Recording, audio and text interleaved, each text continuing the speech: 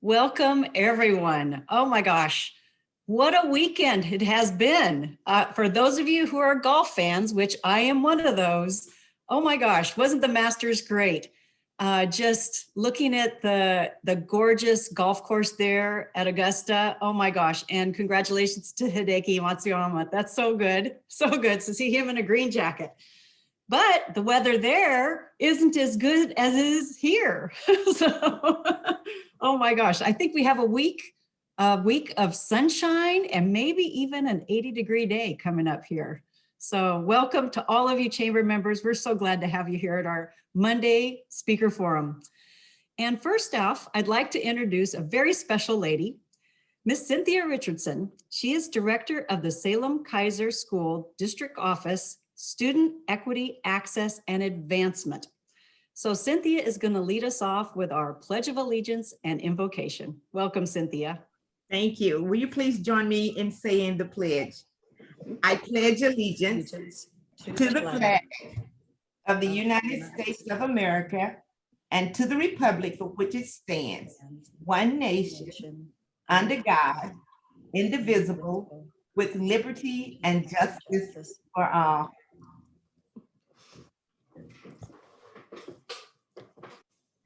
Please join me in prayer. Father God, we thank you for this beautiful day. We thank you for each person here who's making a difference in the lives of the people in our great city of Salem. Please give them strength, courage, and good health. Give them wisdom to be able to do the assignments that you have given each and every one of them to do. We love you and we thank you in advance for all of the blessings you have to bestow upon us. In your namesake we pray. Amen, amen. Amen. Thank you, Cynthia. That was wonderful. Thanks so much. All right, and now it is my great pleasure to do a special presentation. The Spirit of Salem Award is the Salem Chamber's chance to recognize the influencers who put Salem first and inspire other individuals to become champions for our city. Today's recipient is mentor and coach Ted Ferry. You may recognize this name as he has become synonymous with the red Jeep Wrangler you see around town, which bears his name, Ted Ferry State Farm. Born and raised in the Mid-Valley, Ted attended the University of Portland as a student athlete on the football team. Following graduation, Ted sought out Salem as his home and perfect community to raise his family. Ted and his wife of 30 years, Justine, have 4 children. 3 children are graduates of South Salem High School, and the youngest is an 8th grader at Cross Hill Christian School in Keizer. While his children were growing up, you could find Ted coaching his sons and daughters' different sports teams, including basketball, football, and soccer.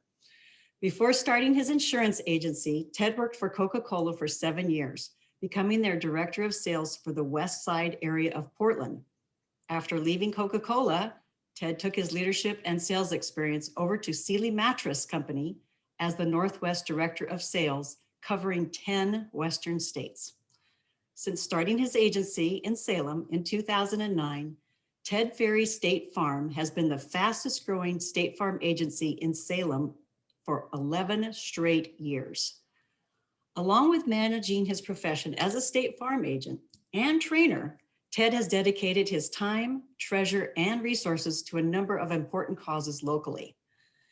Bringing awareness to drunk and distracted driving, Ted and his team inform clients of the effects of impaired driving prior to them having such an encounter, because education is the best deterrent.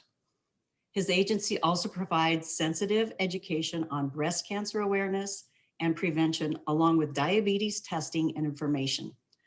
Ted is also very active in youth ministry, men's ministry, and leadership within his service to Salem Heights Church over the last 28 years.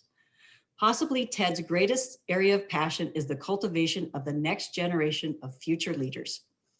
In 2015, Ted and Kathy August established the Ted Ferry Servant Leadership Scholarship at South Salem High School. This scholarship is awarded to 2 students annually who show leadership qualities to the point others can't help but follow.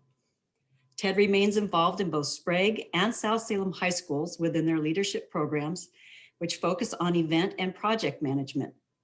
The leadership work which Ted has modeled and displayed encourages young people to truly have an impact on our community in the decades to come. His active efforts to change the lives of others have been seen throughout Salem high schools, through their hallways, as well as many local nonprofit organizations. Qualifications for his scholarship award bestowed on young student leaders, Ted's understated approach to leadership is certainly contagious and engaging. Who cannot help join arms and follow along? Help me congratulate Ted Ferry, our Spirit of Salem Award recipient. Congratulations, Ted. It's all up to you. Say a few words. All right. Thank you, Kathy. Wow, a lot of things crossed my mind when Tom gave me a call, and is basically the same thing as anybody else would think: is why me, what me, what on earth was Salem Chamber of Commerce thinking? To be mentioned in the names of like a Matt Massera, a Jason Unruh, a Josh Lair, or Mrs. Willie Richardson, and others, just really surprised me. So to the Salem Chamber of Commerce, truly a heartfelt thank you. It really means a lot. I've even re-listened to Mrs. Willie Richardson's inspirational words, as my phone just keeps on humming. I re-listened to her words, and she set the bar so high in her thank you for this award. So this is what it looks like. So thank you very much for that. I did want to say a few things, though. For those of you that know me well, understand that I am an absolute introvert at my core. My plan for life is fairly basic. I live for faith, family, friends, and my hope is to continuously lead a simple, hidden life of servanthood. Yes, I drive the big red Jeep around with my name all over it. I have banners all over the place. My name is on thousands, literally thousands and thousands of T-shirts that kids wear in Salem. But I really love my basement, and I love my solitude. My understanding of coaching, teaching, and mentoring really came from my parents, and then playing both sports at Cascade High School, and then continuing on my career of football at Portland State University. I saw the power of coaching and teaching and mentoring, how it changed me. My attitude and my heart towards mentoring really evolved as my faith in Christ has grown, especially over the last 35 years or so. But I will tell you, my activity changed about 20 years ago when my wife directly challenged me during a flag football game, or right after a flag football game. My son was playing, and I'm a passionate parent, and she said, if you're going to complain about how your son is coached, all these bad techniques, you need to shut up and volunteer to help. That started a lot of coaching, mentoring, serving, giving, and caring, and so various opportunities here in Salem. Most of which I could do in very small settings that allowed me to continue somewhat of a reclusive life. I love our city of Salem because it is filled with souls that are great, and it is filled with souls that have a lot of needs. Our community, our businesses, and our schools, they have problems. Our people that live in this area, they have real issues. And as my wife challenged me, I think we all of us on this phone and all of us in this community, we need to not complain about our situation or the things that we see, but we need to face these issues head on and make the choices as to our involvement. Everybody's involvement is going to be different, but we can pick one or two areas where we want to focus on. When I look at our community and where we sit right now is, I see our community needs to deal with COVID-19. We need to get our businesses open 100%. We need to deal with some of the incompetencies of our governmental leaders. And at the same time, we need to submit to them and how they're leading us. We need to, as a community, correct the harm that isolation is doing to our youth concerning physical and mental health during this pandemic. We need to get our schools back to 5 days a week. We need to address the real issues of our homeless neighbors, and remember that our homeless neighbors, they are real people with real souls. we need to acknowledge that our community has an addiction problem and how those addictions are destroying lives. And I'm really passionate that we need to learn, we need to listen, and we need to understand and change or have an impact and change the racial divide. Why aren't we better at treating people with love and respect by now? I think that's something that we all need to really examine. So whether we're extroverts or introverts, we all have a coaching and mentoring role. We can have a large impact or a small impact. We just need to play whatever role that or position that is. Our faith, our family, and our friends, they deserve it and they expect it. So again, Salem Chamber, thank you very much for this really something that just totally caught me off guard. I appreciate the Salem Chamber because we invest in you, but you invest in Salem and invest with us. Thank you very much. Appreciate it. Thank you so much, Ted, and congratulations. Well deserved. We're glad we caught you off guard. All right. Well, next on our agenda, today's sponsoring company has a long history of chamber involvement. Express Employment Professionals of Salem is a leading staffing provider which strategically assists job seekers to find employment opportunities locally. Led by owner and career coach, Patricia Callihan-Bowman, the Salem business consistently ranks among the top placement offices in the entire Express professional system of over 800 nationwide locations. The Salem team consists of Patricia and her 10 skilled team members who are dedicated to assisting and getting Oregonians back to work. The Salem location specializes in professional, light industrial, and general office services staffing. Patricia joined Express Employment Professionals in 1990, and she is certified through the National Association of Personnel Services as a certified temporary staffing specialist. She holds the prestigious designation of certified staffing professional through the American Staffing Association. In the year 2000, Patricia purchased the Salem office, sharing over 21 years of experience in human resources, employment management, staffing, and operations. As a leader, Patricia serves as a member of the Downtown Salem Rotary, including past service as a Rotary board member. She previously served as legislative director for the Society of Human Resource Management, Oregon State Council. She is an active board member of SEDCOR and previously served as the SEDCOR board chair. Callihan-Bowman serves on the board of Willamette Workforce Partnership and is a past chair. Patricia lent her talents as a director on the Salem Area Chamber of Commerce Board of Directors and currently provides leadership on the executive board of the Inspire Foundation, including service as past chair. Patricia leads by example. Patricia shares her passion of supporting local Salem businesses, especially those companies whose growth could use some professional staffing assistance. Members of the Salem Express professional team are active volunteers in Inspire Foundation's Leadership Youth Program and within business development at SEDCOR. As an industry leader, Callihan-Bowman is frequently asked to speak on employment-related topics and regularly consults on recruitment, training, and management issues. Patricia states, the biggest decision a leader makes involves people. The people determine if an organization will succeed or fail. My mission is to provide opportunity for businesses to hire the right people to ensure success for them and the overall economy. Please join me in welcoming Patricia Callihan-Bowman of Express Employment Professionals as our sponsor for today's forum speaker series. Thank you. Can you hear me? Yes. Good. I always worry about that. I want to thank you for that nice introduction, and I'm delighted to be part of this community and be able to participate. And it was one of the reasons I chose Salem to buy an office in, because I felt like this was a community where you could give back to the community by participating.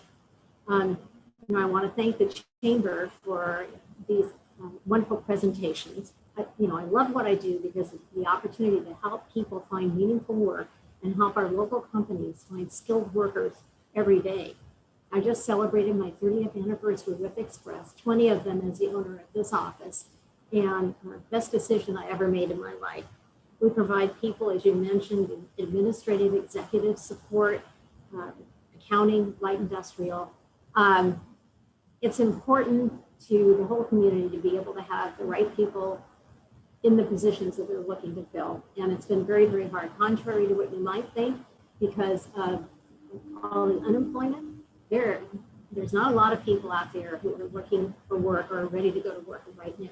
So that's what we spend our time on, the 10 of us, and we're delighted to do it. Now, that's probably enough about us, but I'm delighted to be able to introduce our speaker. The information that Tom forwarded to me said that we were in for a fantastic presentation from State Superintendent Terri Davie. He said, and I quote, Davie didn't sneak through the glass ceiling, she destroyed it in a traditionally male industry. So I can't wait to hear from her. Superintendent Davie has almost 24 years of experience in the field of law enforcement. Davie spent 5 years with the Oregon Department of Corrections working inside the Oregon State Penitentiary. In December of 2001, Superintendent Davie began her career with the Oregon State Police as a patrol trooper assigned to the Albany Area Command. Davie has served in many different assignments during her law enforcement career, working in such capacities as patrol trooper, a technician, a technical collision investigator, a major crimes detective, a crisis negotiator on the agency's SWAT team, and as a station commander at the Capitol Mall Area Command. Davie holds an advanced law enforcement certification and is an active member of the FBI National Executive Institute and the International and Oregon Association of Chiefs of Police. In July 2016, Terri received the honor of being selected as a deputy superintendent of the Oregon State Police. In November of 2020, Terri was appointed by Governor Kate Brown and confirmed by the Oregon Senate to be the 14th superintendent of the Oregon State Police. Superintendent Davie was born and raised in Oregon, with the majority of her life having been spent in the Willamette Valley.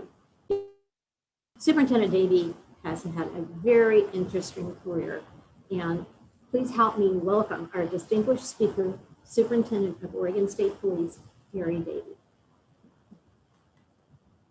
Well, thank you very much. I appreciate the warm welcome and the invitation to be here today. It's not the first time I've spoken to different chambers, but it's definitely the first time I've spoken to the Salem area chambers. So I really appreciate the opportunity. And everything that Patricia shared is true, but I'd also like to add that I'm married to my high school sweetheart for the last 34 years. So and he's also in the same field of law enforcement. He's a trooper also. And so we've traveled this road together, and it's been quite the adventure. And what I hope to share today is a little bit about your Oregon State Police, how we fit into the law enforcement public safety realm here in Oregon, specifically what services we have and what we provide for our communities. And then also just kind of to recap a little bit about safety and, what the trends are in Oregon and where we're going here in Oregon. So Tom is going to help me out today, and he's going to run the PowerPoint. And then I think we're going to have a question and answer session at the end. So please, if anybody has questions, put them in the chat, and Tom's going to help me out and kind of read them off if any come up. So as Patricia shared, I am the Superintendent of State Police, and I've been here now, it's month 7 that I've been here, and it's been a wild experience. So your state police, there's actually about 1,352 of us, but when you hear state police, you automatically think that we're a law enforcement agency only or a highway patrol, and that's not true. We like to think of us as a 50-50, 50% sworn police officers, and then another 1,614 professional staff. And our basic mission is to protect people, protect their rights, property, and to protect natural resources in Oregon. So the thing about our agency specifically is we have 10 different divisions that make up our agency. We have 80+ programs, and then our funding streams come from all over the place, not only general fund, but also we receive money from the Oregon Lottery, federal funds, and quite a few other sources like NOAA for oceanography events that we do with the Fish and Wildlife Division. So this is our org structure, and I know it's very hard to see, but it's kind of to give you an idea of how big and how different types we do. Not only do we have our law enforcement realm, but we also have the Office of State Fire Marshal, which I'll explain a little bit more about later, and also the Medical Examiner's Office, which is a big part of our agency, and several other, obviously, 80+ programs.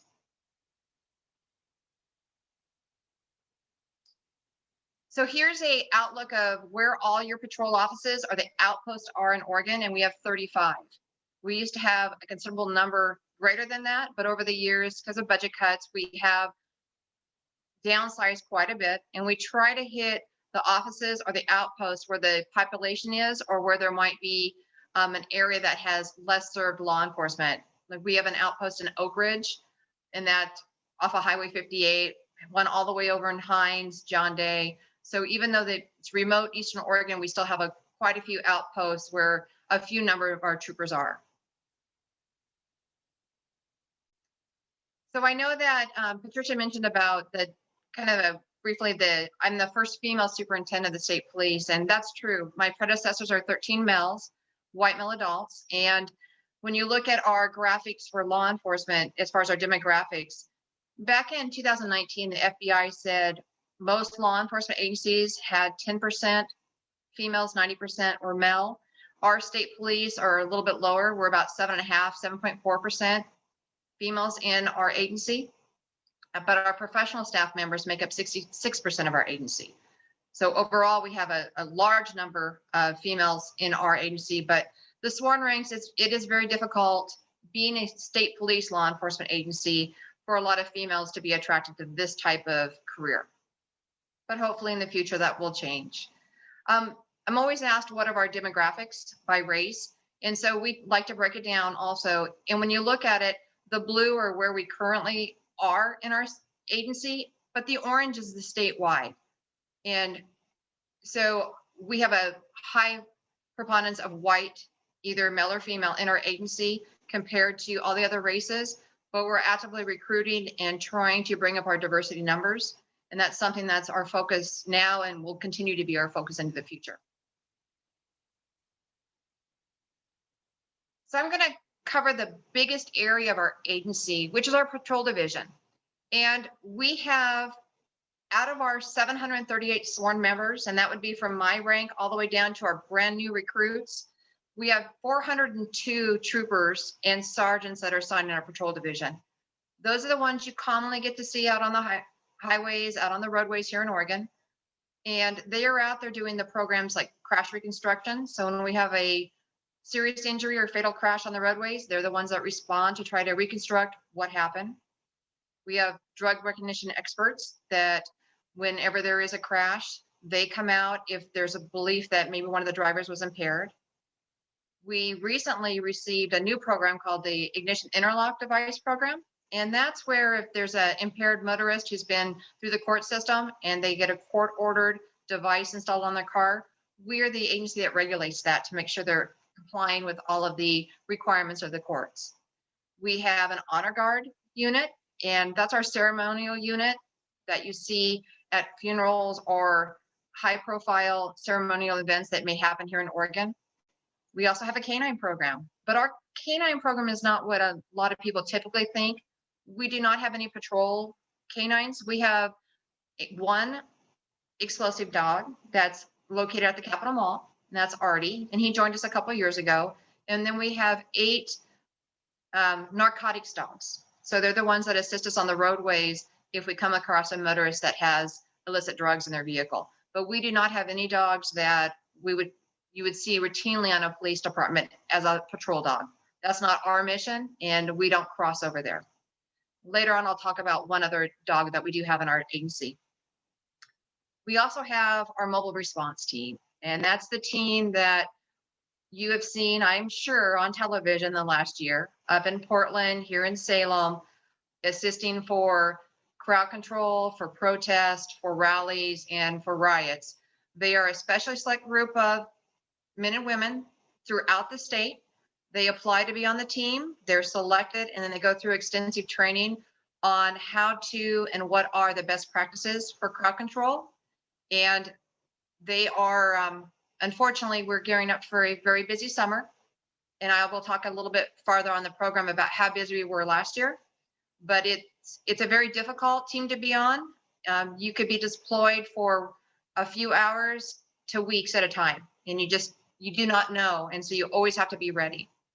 The next program's our SWAT team, and we have approximately 45 people when you count the lieutenant down to our troopers that are on that team. And they're perimeter team, an interior team, medics, negotiators. And so the team is statewide.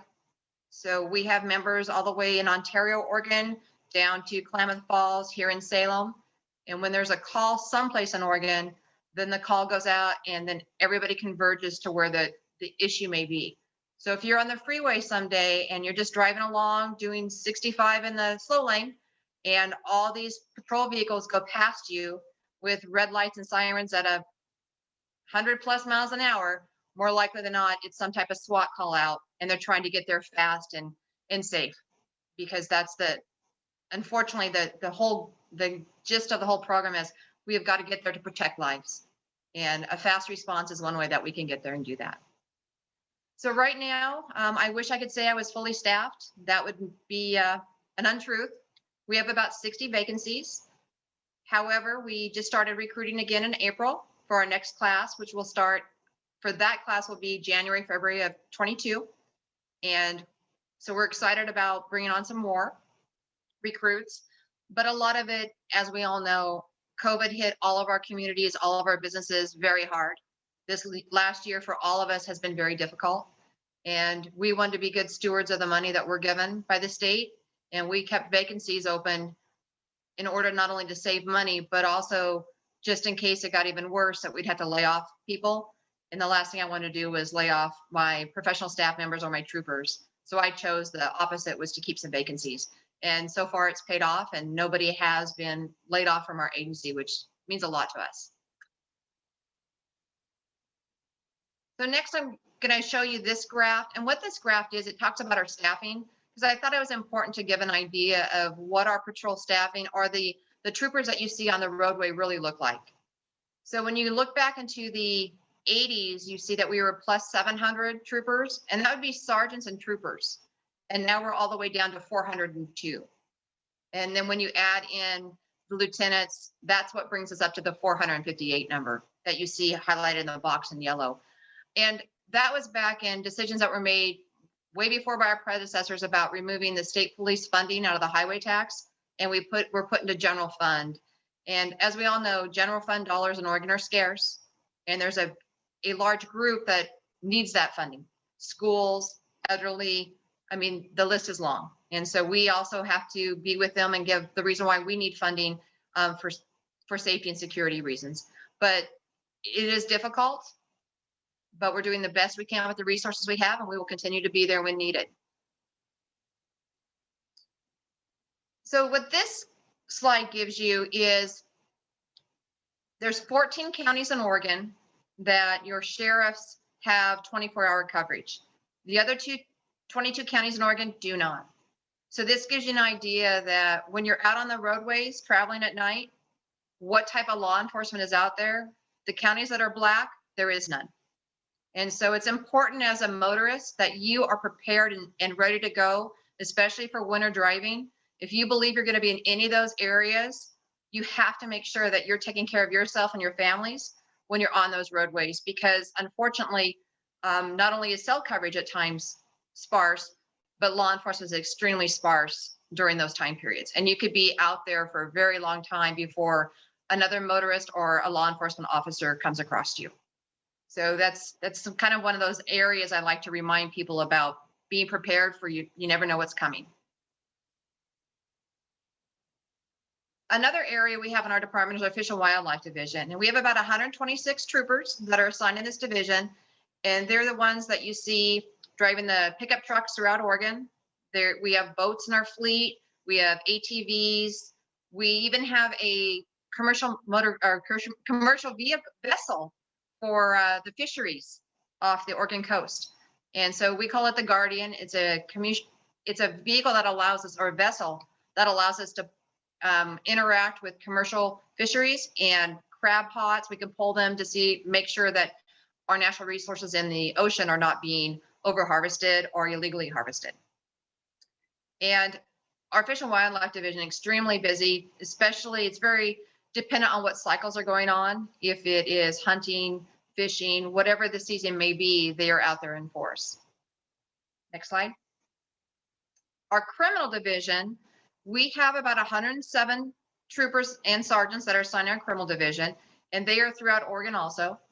And they would include our arson detectives, our drug enforcement, our explosive unit, our person crimes unit, or major crimes.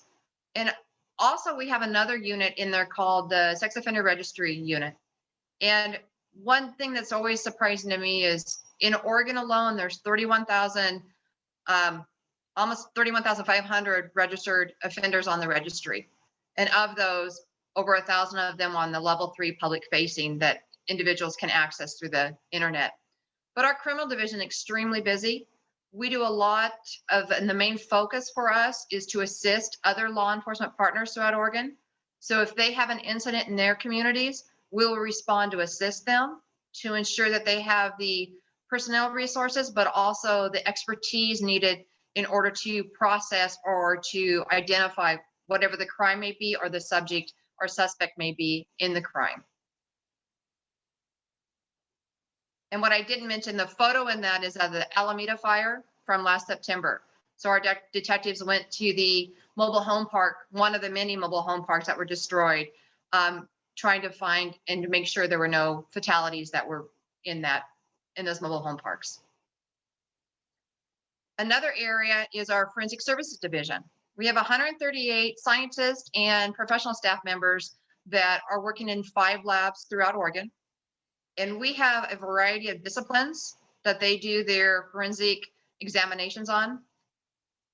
Chemistry, DNA, firearms, latent prints. The list is very long, and it takes a long time for the scientists.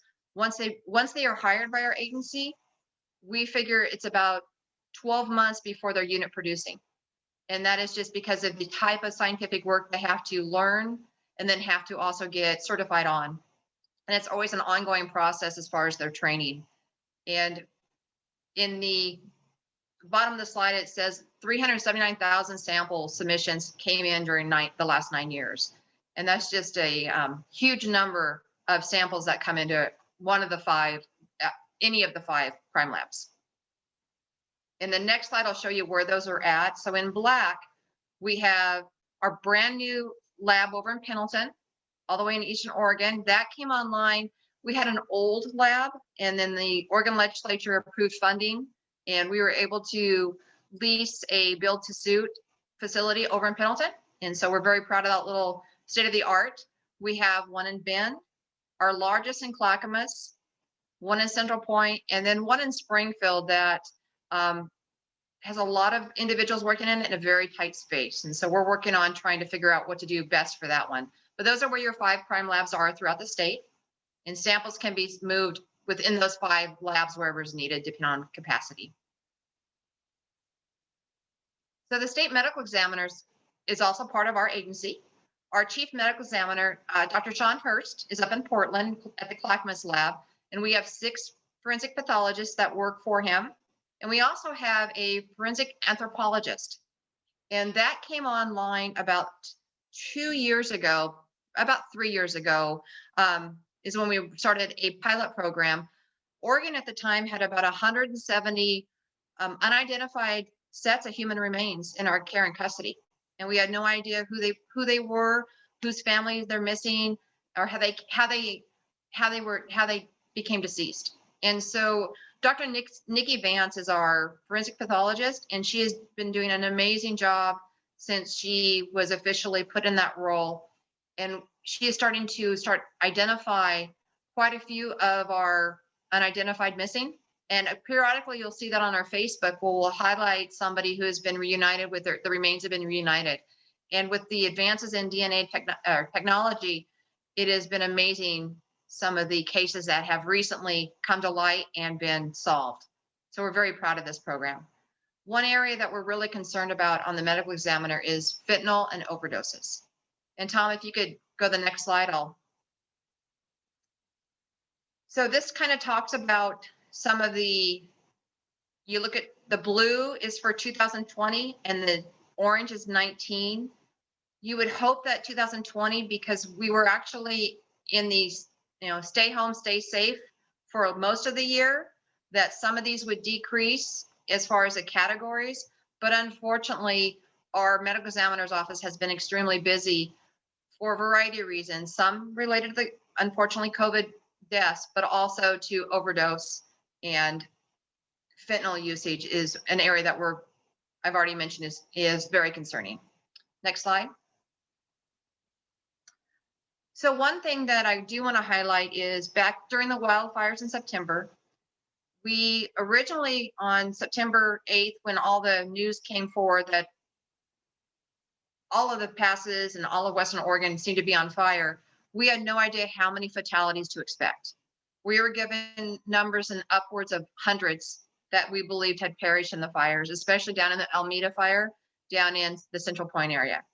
And as the agency that's responsible to activate, we geared up, we tried to figure out what to do, and we deployed the first state's mobile morgue, and we were able to partner with ODOT, and they gave us their facility in Albany, and we stood up a mobile morgue. And the equipment was purchased many years ago off of grant funding, and the team has practiced, and the team has, thought, what if and what would I do, but it's never been implemented. Well, the volunteers from all walks of life came together back in September and set up this morgue, and it was amazing what they were able to accomplish. And we are very blessed that Oregon did not have more fatalities than we saw. And we were very thrilled that it was only used for a limited number, but those that it were used for, we were able to positively identify and return to their loved ones very quickly. And that was through the help here. In the suit, you see Crystal Bell. She's our director of our forensics division. Her boss was on vacation, so everything fell to her, and she was responsible for setting up the morgue and getting everything ready. And she did a phenomenal job. And she worked hand in hand with the Oregon National Guard, who came out in force to assist us there. And so the nice thing is we learned a lot, and we're ready for, heaven forbid, if anything else ever happens. In our agency, we also have a record section, which is amazing when you think it takes 17 people to meet the needs of the public records disclosures for Oregon. We get approximately 700 records requests a month for our agency alone. And with the advancement in video technology, we're seeing a huge increase of requests for video. And the redaction software is very difficult to use, but we have to make sure that identities are protected. So it takes a lot of people in that unit to keep it moving forward. This is another area I'm extremely proud of. So back in 2015, it was determined that more safety needed to be put on the focus in Oregon schools. And a legislative work group was put together, and out of that came quite a few different initiatives or ideas. One of them was a school safety tip line. And the Oregon State Police took it from the vision all the way through the launch, and it rests within our agency.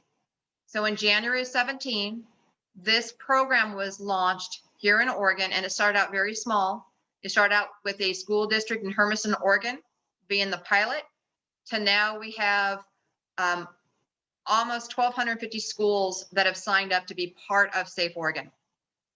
And when you look at the number of tips we received in 2019, 2,600 tips, and they can come in via telephone, via email, text messaging from students, from teachers, from family members.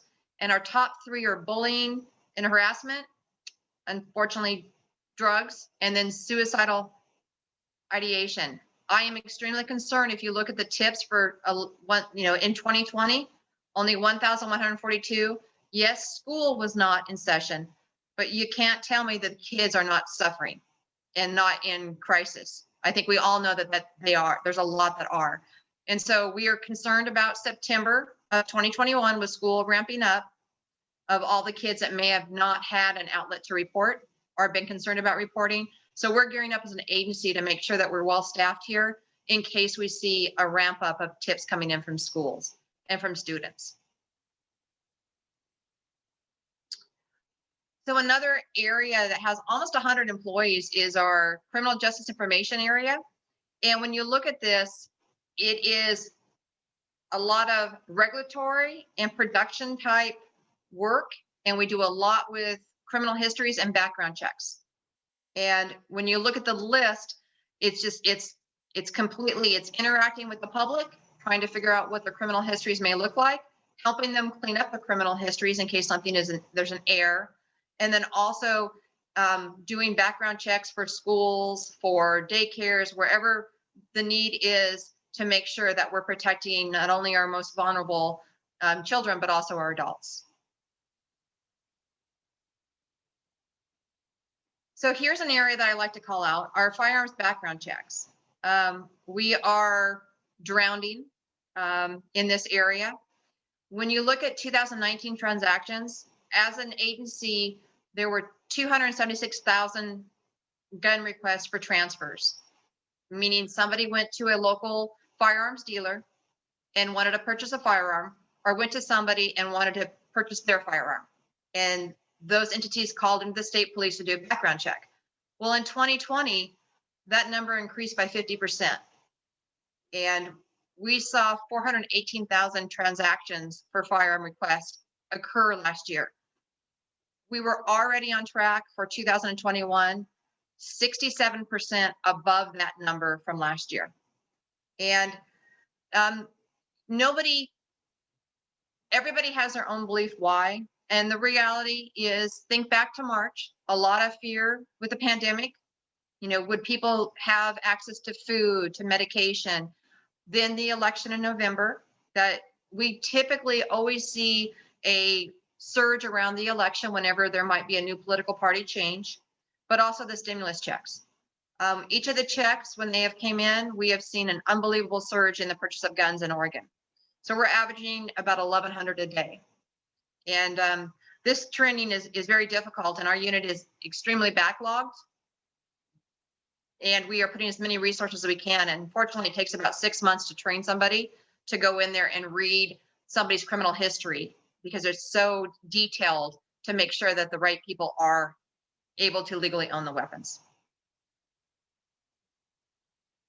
Dispatch centers, we have 2 dispatch centers statewide, one up here in Salem and one down in Central Point. And there's 80 people that work there, and we do about 15,000 calls for service a month.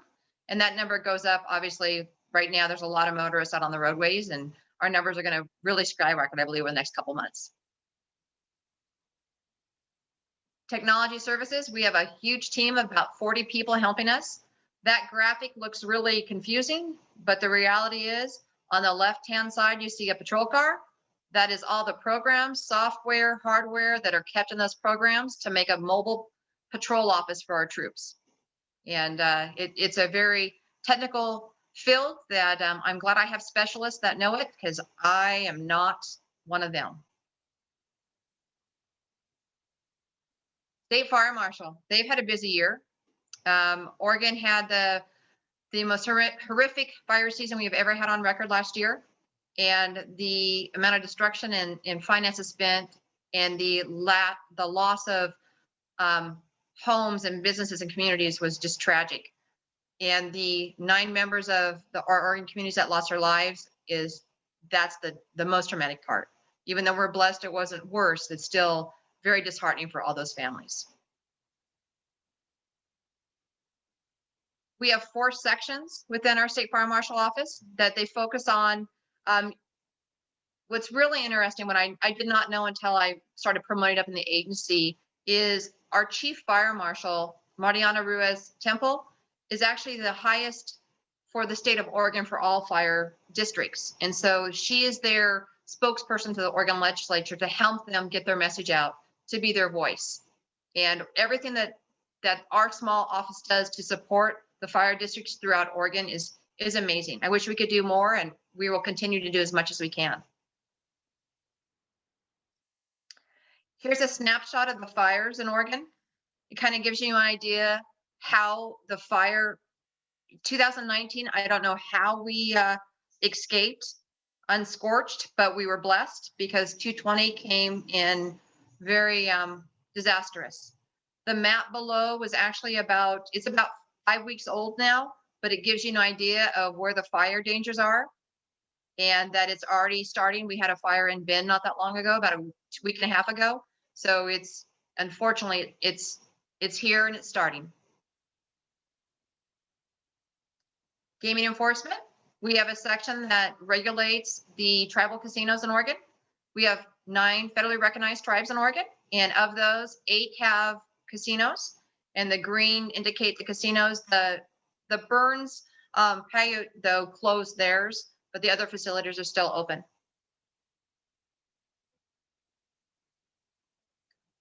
And the tribal gaming piece of it, there are class 3, which is your typical Las Vegas style and gambling that you see in Oregon. And our role is to ensure fairness, integrity, security, and honesty. And it's the same, we do that not only for tribal gaming, but also the Oregon Lottery. Because those who play or those who enjoy that need to know that it's an honest system. And our lottery section, we do regulatory background checks, compliance checks, and criminal investigations. And it never ceases to amaze me when I hear that a local convenience store is robbed of all their lottery tickets. You would think that they would whoever stole them would know there's a serial number on them. And everything is tracked these days. So when you go to cash it in, it's pretty easy to figure out where that lottery ticket came from. It never ceases to amaze me. This is a gym that most people have no clue about. This is the Oregon State Athletic Commission. Back in 2014, I received an email that said report at 8 a.m. to the Athletic Commission. I had no idea what this was, so I Googled it. And we are in charge of regulating entertainment wrestling, boxing, and at the time, mixed martial arts. And now we regulate all unarmed combat sports in Oregon, including Muay Thai. So for about 2 years, every Friday and Saturday night, I would be at cage fights or boxing matches in Oregon. Not something I ever saw myself doing before. I mean, I wasn't the one participating, I was regulating, but still, it was quite an experience. And that's something that we have in our agency. But of course, like everything else, the pandemic affected it, and we've closed it down because of the dangers of the contact sport it is, not only to the competitors, but to the spectators. So that is one area of our agency that probably will not open up for quite a while, just because of the safety concerns. Here are some notable actions that I know I'm proud of. And we talk about, you see right now with in the news about police accountability. So Oregon your state police have been reporting our use of force data since 2017 to the FBI to be analyzed. We, as I mentioned, Safe Oregon, we launched. We have been active with our different communities, Camp Rosenbaum over on the coast. We have done American Youth Camp here in Salem at the DPSST Academy for the last couple of years. Last year, again, with COVID, was canceled. We started a Star OSP on your mobile app, so you can reach us when you're out and about, as long as there's cell coverage. And we've also launched a statewide sexual assault management system kit. So if somebody's a victim, they can actually track the progress of their kits and the investigation through the time. And then OSP launched its first diversity, equity, and inclusion team ever back in 2018, and we're still working on that, and it's an ongoing team effort. And here's the next two. For state police, data and transparency is so important. On our website, we actually have different dashboards that the community members can reach out. They can look at all of our forensic requests. They can look at our patrol stats. And there's so much information, our firearms background checks, everything's there if somebody is interested on how we're doing, and that way they can check. And in June of 2019 was the first year our agency actually participated in or endorsed in any Pride events in Oregon. And so that was a big step for our agency, and we're very proud of it. Obviously, with the pandemic, things have changed the last 2 years, but eventually we'll get back on track. And so, and when you look at the upper right-hand corner, that's a picture from Portland with our mobile response team that we had talked about. I told you I would tell you a little bit more, and I know, Tom, if I'm getting close to time, just give me a signal. But our mobile response team, it's important that I call this out. Our team was created 25 years ago to assist communities that may have some issues with large crowds or large events where they needed some crowd management, and that's our specialty. And we average anywhere from 10 to 15 missions a year, which was normal. The state fairgrounds, the Pendleton Roundup, but last year was unprecedented. We had 56 missions. One of those missions lasted 2 weeks in a row, and we believe it's already started in January, and we had some protests in Salem already, as we've all seen in the news this year, and we're gearing up for a contentious spring and summer again. Here's another area I really want everybody to pay attention to. Fatal motor vehicle crashes are up. And this is what scares me the most, I think, on any of these slides. So in 2020, we did the March 24th, the Governor Brown issued Stay Home, Save Lives. And the motoring public stayed off the roadways. So our numbers are now, compared to last year, we're 23% up already in fatal motor vehicle crashes. And at this same time period last year, everybody was home. So I think these numbers are going to be disastrous for Oregon. And the number of fatal motor vehicle crashes are also increasing. I know that number looks very scary when you see 75% increase in fatalities, but it's below 10 for the first 3 months of the year. But still, those are, so far, that's 7 lives that have been lost in 3 months. And so that's another thing with the weather turning that concerns me. And then things that we're working on is state police, just like every law enforcement agency in the nation, we will adjust to societal demands. That is something that we were proud of and we will continue to do. Ballot Measure 110 was voted in by the voters in November and implemented February 1st. And police accountability here in Oregon. Oregon legislature is working through quite a few number of bills that will change the face or alter the face of law enforcement in Oregon. And so it's our goal and our mission to understand what is expected of us and then to, in turn, implement what's expected of us. We always want to build trust, maintain that trust, and at the same time, I have to make sure I have officer safety, their wellness, and their morale. It has to be high, because if one of those 3 things is missing, then I cannot keep everybody else safe, and that's where the trust gets broke down. All right, well, that's my presentation of who we are, why we're here, and what we can do for our communities and what we have been doing in our communities.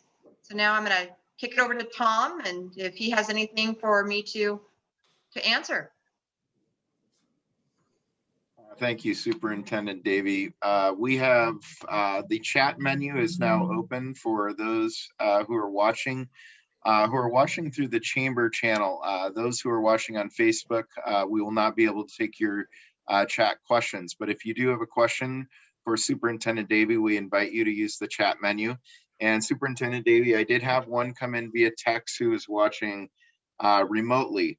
And I really like this question. I'm going to be interested to see how you handle it.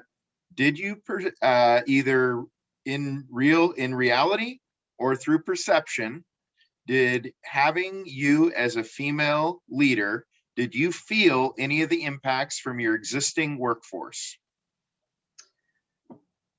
Great question. I would say yes, but I think it would have been yes if I would have been male or female. And the reason I say that is we are most critical of each other in our department. And we want to make sure that whoever leads us has the foundational knowledge. And so if somebody critiques me or gives me a difficult, review, I take it to heart because I want to make sure that I'm earning their respect and their trust.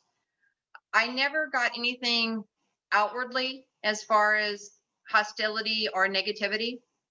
There's always little undertones, but we get that in any position we're in. But me personally, I had a rough time with it because I don't see myself as a front leader or a glass ceiling breaker. I see myself as a trooper. And so I had to make sure that I was comfortable with knowing that I received this position because of my ability and my skills and my visionary thinking and my ability for change. and not because of my gender. And so I think I was my worst critic, and I was the most difficult person to convince that I received this on merits and not on gender. Great perspective. I would be remiss if I didn't add the finish line. You're very inspiring. Thank you. We have a question that came into the chat, Superintendent Davie, that says, we hear that some people involved in protests and riots are paid by out-of-state organizations. Any comments on this? And is it being managed? From a citizen's viewpoint, why do we need to pay for something brought on by outside interests? That's a great question. And it's definitely relevant to not only last year, but what we're going to be facing probably this week and into the summer. Whether or not people have been paid, I don't have an answer to that. I was not involved in any type of investigation on that level.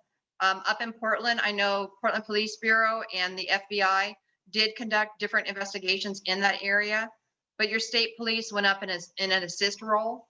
And so we were assisting with what was transpiring up there, not investigating what was transpiring up there. And same thing for here in Salem.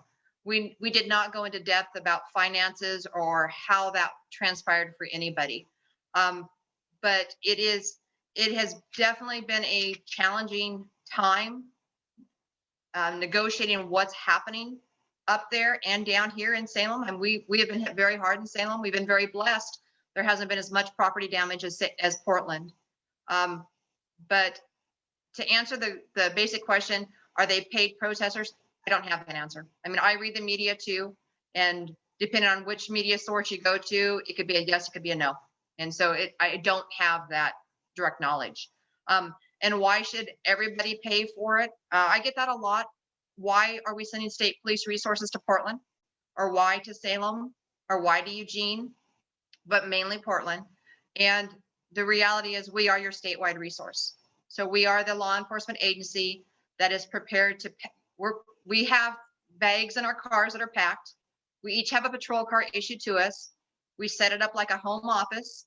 It's got 3 days worth of clothing, 3 days worth of food, 3 days worth of riot gear, and off we go. And wherever we're needed, that's where we head to. And so the issue about who should pay for it, above my pay grade, as far as that's the governor with the elected officials that have that discussion. This came in via email. I am under 30 years old with no previous law enforcement experience. However, you've piqued my interest. Is there a home for me in OSP? Oh, absolutely. We're actually taking applications now, so go to our website. But there's a home for everybody. I know that you see me as a female, but I'm also a disabled female. I was involved in an injury accident back in 1986, right out of high school. And so I actually lost part of my hand. And so if I can be a trooper and meet the same exact qualifications as everybody else, firearms, physical fitness, the classroom work, the sky is, as somebody mentioned, the limit. And anybody can do this job. You just need critical thinking skills, treat others with dignity and respect. Don't give up on yourself, because we will test you. It's not easy. I did a lot of push-ups, a lot of running, a lot to get to this point. So yes, apply. Wonderful. I love that. From our audience who is on Zoom, if you were able to make any one change that you would address, what would you do at OSP to address the reality and/or perception of systemic racism in law enforcement? Well, your troopers are going to keep doing what we're doing, but even better. And what I mean by that is I'm very proud of our agency and the men and women that work for our agency. And I believe that we are always evolving and always changing. And I want the communities to know that they can look to us as professional law enforcement individuals, and we do care what our community thinks of us, and we do want to make sure that we are meeting what society needs from us. And so for me, it is difficult when you look at what's transpiring a lot on the West Coast. It's bleeding over here, or excuse me, the East Coast is bleeding here to the West Coast. And I don't believe we are the same. I believe law enforcement on the West Coast is different. than some of our partners throughout the nation. And I don't know if it's the level of professionalism we have here, if it's the good outdoor living that we have. I don't have the answer, but I do know what I see on TV is not a direct reflection of what I see on the ranks throughout Oregon.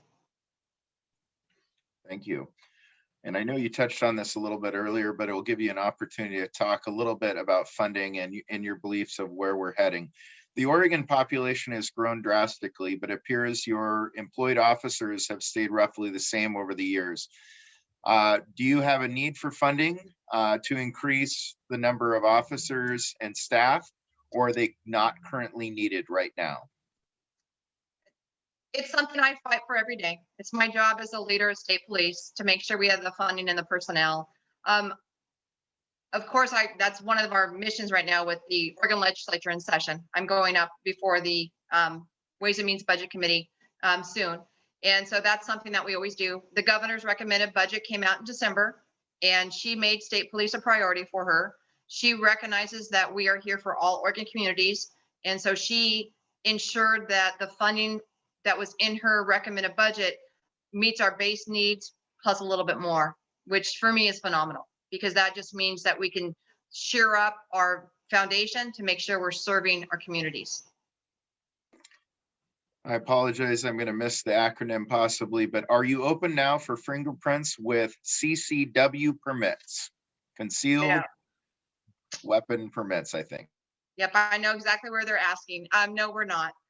Right now with COVID restrictions, we are being hit just like every single business, like Patricia mentioned. It's just difficult to find people. And right now our doors are shut by appointment only. But there is a service in the Salem area that does do fingerprinting. And I know that we have that number available. We're hoping by September 1, all of our office statewide will be back open.